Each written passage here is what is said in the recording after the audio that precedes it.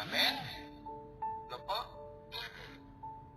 Ayun po ang sinasabi ng Biblia, na matuto tayong maghintay.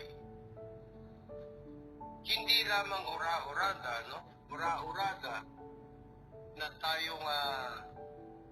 na tayo'y nanalangin, ay ura-urada rin mangyayari ang ating ipinapanalangin. Hindi po ganun ang buhay ng tao. Hindi po ganun ang pagkilos ng Diyos. Binibigyan ka pa ng pagkakataon ng Diyos upang makita ng Diyos na karapat-dapat na bang ipagkaloob sa iyo ang ipinapanalangin mo, ang iyong minimiti. Kaya na nga sa teksto natin, sa ating nabasa, matyagang naghihintay. Ako. Para bang tila ba isang pagong